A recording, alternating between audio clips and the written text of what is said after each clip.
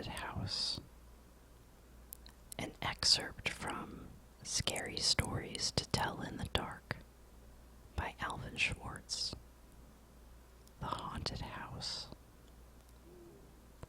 One time, a preacher went to see if he could put a haunt to rest at a house in his settlement.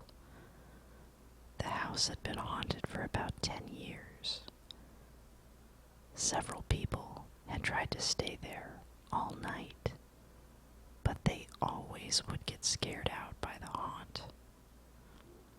So this preacher took his Bible and went to the house. He went on in, built himself a good fire, and lit a lamp. Sat there reading the Bible.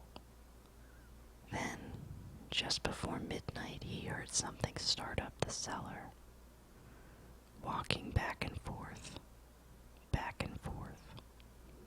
Then, it sounded like somebody was trying to scream and got choked off. Then, there was a lot of thrashing around and struggling.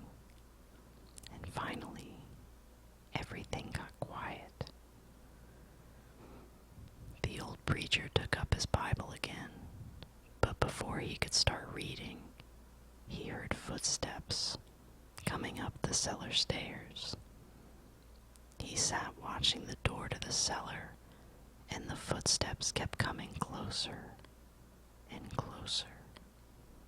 He saw the doorknob turn, and when the door began to open, he jumped up and hollered, "What do you want?" The door shut back easy-like, and there wasn't a sound. The preacher was trembling a little, but he finally opened the Bible and read a while. Then, he got up and laid the book on the chair and went to mending the fire. Then, the haunt started walking again and step, step, step up the cellar stairs. The old preacher sat watching the door, saw the doorknob turn, and the door open. It looked like a young woman. He backed up and said, "Who are you? What do you want?" The haunt sort of swayed like she didn't know what to do. Then she just faded out. The old preacher waited, and when he didn't hear any more noises, he went over and shut the door. He was sweating and trembling all over, but he was a brave man, and he thought he'd be able to see it through. So he turned his chair to where he could watch, and he sat down and waited. It wasn't long before he heard the haunt start up again, slowly, step, step, step, closer and closer, step, step, and it was right at the door. The preacher stood up and held out his Bible out in front of him. Then the knob slowly turned, and the door opened wide. This time, the preacher spoke quiet-like. He said, "In the name of the Father, the Son, and the Holy Ghost, who are you, and what do you want?" The haunt came right across the room, straight to him, and took hold of his coat. It was a young woman, about 20 years old.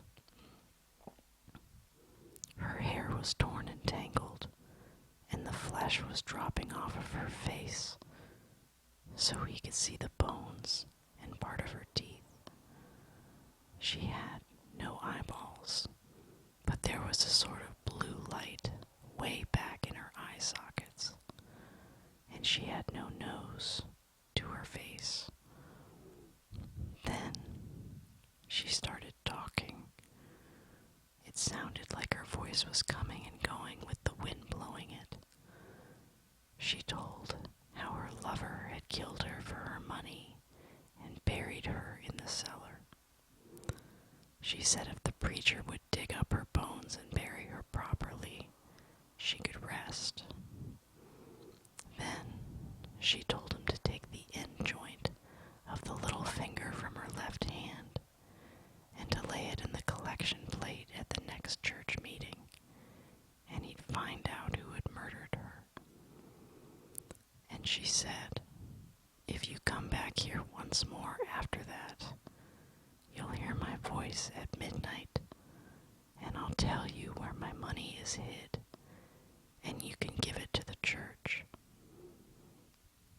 The haunt sobbed like she was tied, and she sunk down toward the floor and was gone. The preacher found her bones and buried them in the graveyard. The next Sunday, the preacher put the finger bone in the collection plate, and when a certain man happened to touch it, it stuck to his hand. The man jumped up and rubbed and scraped and tore at the bone, trying to get it off. Then he went to screaming like he was going crazy. Well, he confessed to the murder, and they took him on to jail. After the man was hung, the preacher went back to that house one midnight, and the haunt's voice told him to dig under the hearth rock.